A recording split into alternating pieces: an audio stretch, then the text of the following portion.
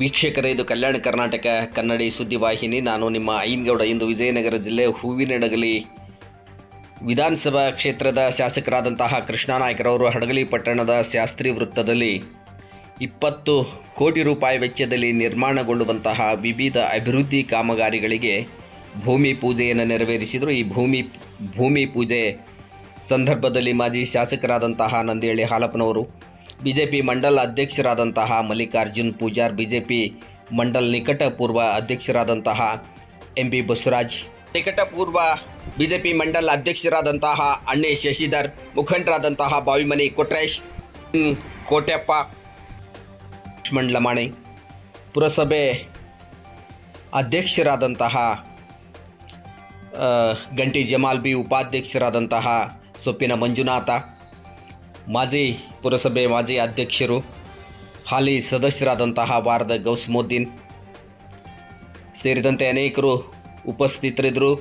ಪುರಸಭೆ ಸದಸ್ಯರಾದಂತಹ Chandra Naik, you Hanumanthappa, ಸರ್ಜಪ್ಪನವರು, ಶೆಪಿ Appanna, S Thimmanna, Manjunath Jain, ಗಡಿಗಿ ಗುರುಶಾಂತಮ್ಮ, ಶಾಂತಮ್ಮ ಕಲಾಲ್, ವಿಶಾಲಾಕ್ಷಮ್ಮ ಅಂಗಡಿ ಸೇರಿದಂತೆ ಅನೇಕರು ಈ ಒಂದು ಸಂದರ್ಭದಲ್ಲಿ ಉಪಸ್ಥಿತರಿದ್ದರು. ಮಹಿಳಾ ಮೋರ್ಚಾದ ಸೌಮ್ಯ, ಜೀವರಾಜ್, BHM, ವಿಜಯಲಕ್ಷ್ಮಿ, ಟೀಕಮ್ಮ ಸೇರಿದಂತೆ ಅನೇಕರು ಕೂಡ ಈ ಒಂದು ಸಂದರ್ಭದಲ್ಲಿ ಉಪಸ್ಥಿತರಿದ್ದರು. 20 ಕೋಟಿ ರೂಪಾಯಿ ವೆಚ್ಚದಲ್ಲಿ ನಿರ್ಮಾಣಗೊಳ್ಳುವಂತಹ ಒಂದು ವಿವಿಧ ಅಭಿವೃದ್ಧಿ ಕಾಮಗಾರಿಗಳಿಗೆ ಭೂಮಿ ಪೂಜೆಯನ್ನು ನೆರವೇರಿಸಿದ ನಂತರ ಶಾಸಕರಾದಂತಹ ಕೃಷ್ಣಾನಾಯ್ಕರವರು ತಮ್ಮ ಕಚೇರಿಯಲ್ಲಿ ಸುದ್ದಿಗೋಷ್ಠಿಯನ್ನು ನಡೆಸಿದರು. ಸುದ್ದಿಗಾರರೊಂದಿಗೆ ಮಾತನಾಡಿದರು. ಭೂಮಿ ಪೂಜೆ ಕಾರ್ಯಕ್ರಮದಲ್ಲಿ ತಾಲೂಕ್ ಪಂಚಾಯತ್ ಮಾಜಿ ಸ್ಥಾಯಿ ಸಮಿತಿ ಸದಸ್ಯರಾದಂತಹ ಶಿವರಾಜ್ ಕೂಡ ಉಪಸ್ಥಿತರಿದ್ದರು. ಇನ್ನೂ ಅನೇಕ ಮುಖಂಡರು ಉಪಸ್ಥಿತರಿದ್ದರು. ಶಾಸಕರೊಂದಿಗೆ ಆಗಮಿಸಿದರು.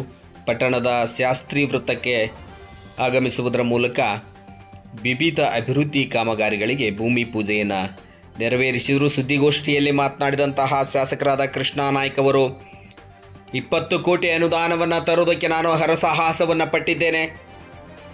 ಗ್ಯಾರಂಟಿ ಯೋಜನೆ ಸರ್ಕಾರದಲ್ಲಿ ದುಡ್ಡಿಲ್ಲದಂತಾಗಿದೆ. ಅದರಲ್ಲೂ ಕೂಡ ನಾನು ಬಿಜೆಪಿ ಶಾಸಕನಾಗಿರೋದ್ರಿಂದ ನನಗೆ ಅನುದಾನವನ್ನು ನೀಡ್ತಾ ಇಲ್ಲ.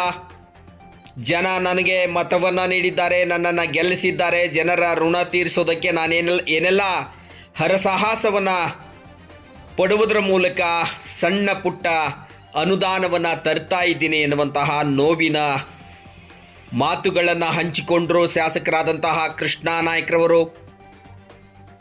ನಾನು ಬಿಜೆಪಿ ಶಾಸಕ, ರಾಜ್ಯದಲ್ಲಿ ಕಾಂಗ್ರೆಸ್ ಆಡಳಿತವನ್ನು ನಡೆಸ್ತಾ ಇದೆ.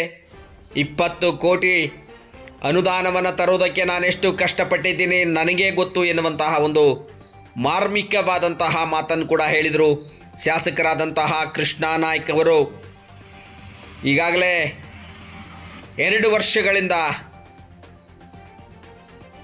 16 ಕೋಟಿ ರೂಪಾಯಿ ಅನುದಾನವನ್ನು ತರುವುದರ ಮೂಲಕ ಕ್ಷೇತ್ರದ ಅಭಿವೃದ್ಧಿಗೆ ಶ್ರಮಿಸ್ತಾ ಇದ್ದೀನಿ.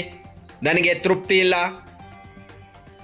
ಜನರಿಗೆ ನ್ಯಾಯ ಒದಗಿಸೋದಕ್ಕಾಗ್ತಾ ಇಲ್ಲ.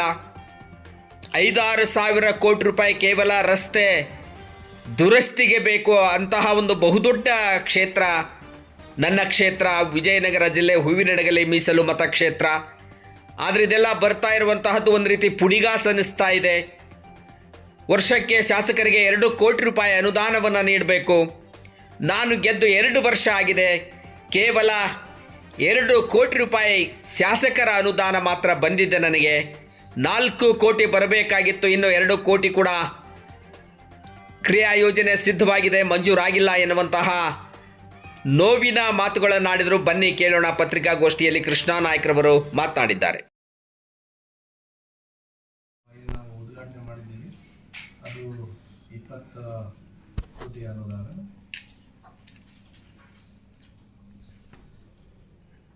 20 ಕೋಟಿ ಅನುದಾನ.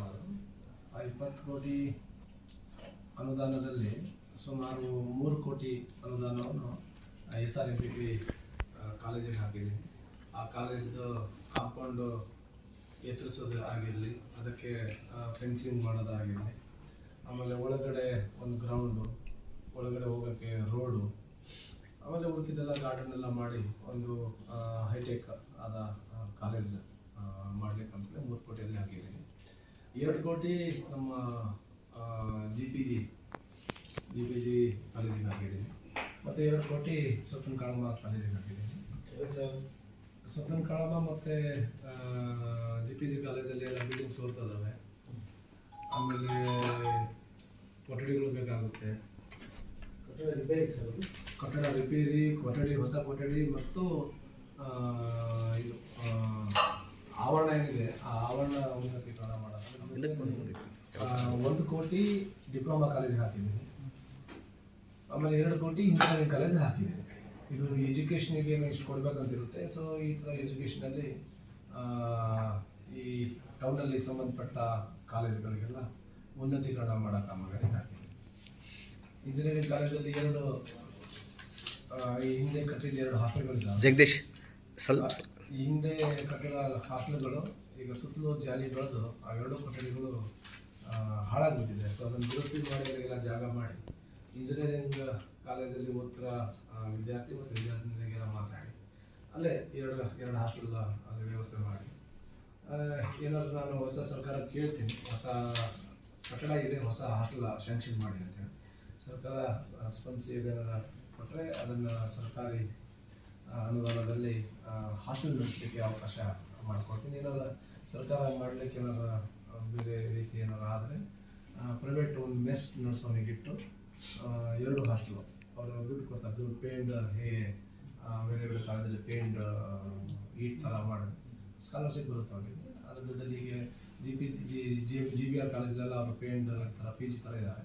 ಸೊ ಹಾಸ್ಟೆಲ್ ಬಡವರಿಗೆಲ್ಲ ಅನುಕೂಲ ಆಗಲಿ ಅಂತೇಳಿ ಆವರಣ ಎಲ್ಲ ಉನ್ನತೀಕರಣ ಮತ್ತು ಇದು ಟೋಟಲು. ಆಮೇಲೆ ಗ್ರೌಂಡಿಗೆ ಒಂದು 2 ಕೋಟಿ ಹಾಕಿದ್ದೀನಿ. ಉಳುಕಿದ ಮುಂದುವರೆದ ಕಾಮಗಾರಿ ಅಂತೇಳಿ. ಇದಾದಮೇಲೆ ಸುಮಾರು 8 ಕೋಟಿ ಅನುದಾನವನ್ನು ಟೌನ್ ಒಳಗಡೆ ರಸ್ತೆ ಅಗಲೀಕರಣ, ಫುಟ್ಪಾತ್ ಎಲ್ಲ ಪಟ್ಟಣದ ನಿವಾಸಿಗಳಿಗೆಲ್ಲ ಓಡಾಡಲಿಕ್ಕೆ ಒಂದು ಪ್ರತ್ಯೇಕವಾದ ಫುಟ್ಪಾತು, ಆ ಫುಟ್ಪಾತಿಗೆ ಬೇಕಾಗಿದ್ದ ಲೈಟ್ಗಳು ಮತ್ತು ನಾನು ಈ ಹಿಂದೆ ನಮ್ಮ ಪುರಸಭೆಯಲ್ಲಿ ಬಜೆಟ್ ಮಂಡನೆ ಮಾಡುವಾಗ ನಾನೊಂದು ಮಾತು ಕೊಟ್ಟಿದ್ದೆ. ಅವರೊಡಗಲಿ ಪಟ್ಟಣವನ್ನು ಒಂದು ಸುಂದರವಾದ ಸ್ವಚ್ಛತಾ ಪಟ್ಟಣ ಮಾಡಬೇಕು ಅಂತೇಳಿ. ಸೊ ಆ ಪಟ್ಟಣ ಮಾಡಲಿಕ್ಕೆ ಸುಮಾರು 8 ಕೋಟಿ ಅನುದಾನವನ್ನು ಹಾಕೊಂಡಿದ್ದೀನಿ. ಅದರಲ್ಲಿ ವಿವಿಧ ಸರ್ಕಲ್ಗಳು ಬರ್ತಾರೆ. ವಿವಿಧ ಸರ್ಕಲ್, KV ಸರ್ಕಲ್ ಆಯಿತು, ಮೆಡಿಕಲ್ ಸರ್ಕಲ್ ಆಯಿತು, ಆಮೇಲೆ ಶಾಸ್ತ್ರಿ ಸರ್ಕಲ್ನ ಕೂಡ ಉನ್ನತ ಮಟ್ಟದ ಹೈಟೆಕ್ ಸರ್ಕಲ್ ಆಗಿ ಮಾಡಿ ರಸ್ತೆಗಳು ಏನೇನು ಹೊಡೆದೋಗಿದ್ದಾವೆ ನಾನು ರೀಕಾರ್ಪೇಟ್ ಮಾಡಿ 2 ಸೈಡ್ ಪೇವರ್ಸ್ ಹಾಕಿ ಆ ಲೈಟ್ ಕೂಡ ಎಲ್ಲ ಬದಲಾವಣೆ ಮಾಡಬೇಕಂತೇಳಿ. ಅದ ನಂತರ ಉಳಿಕಿದ್ದ ದುಡ್ಡಿಂದ ಇನ್ನೇನು CC ರಸ್ತೆಗಳು ಬ್ಯಾಲೆನ್ಸ್ ಉಳಿದಿದ್ದಾವೆ ಪಟ್ಟಣದಲ್ಲಿ. ಆ ಪಟ್ಟಣದ CC ರಸ್ತೆಗಳನ್ನು ಮಾಡಲಿಕ್ಕೆ ಇವತ್ತು ಉದ್ಘಾಟನೆ ಮಾಡಿ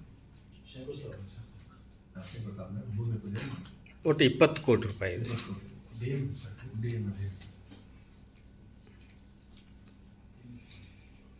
ಸರ್ಕಾರಿ ಇಂಜಿನಿಯರಿಂಗ್ ಕಾಲೇಜು ಏನು ಹಾಸ್ಟೆಲ್ಗಳು ಕಟ್ಟಿದ್ದಾರೆ ಸರ್, ಅದು BTUನಿಂದ ನಡೀಬೇಕು ಅನ್ನೋದು ಒಂದು ಮಾಹಿತಿ ಇದೆ. ಅವ್ರಿಗೆ ಸಿಬ್ಬಂದಿ ನಮಗೆ ಕೊರತೆ ಇದೆ, ಹಾಗೆ ನಮ್ಮ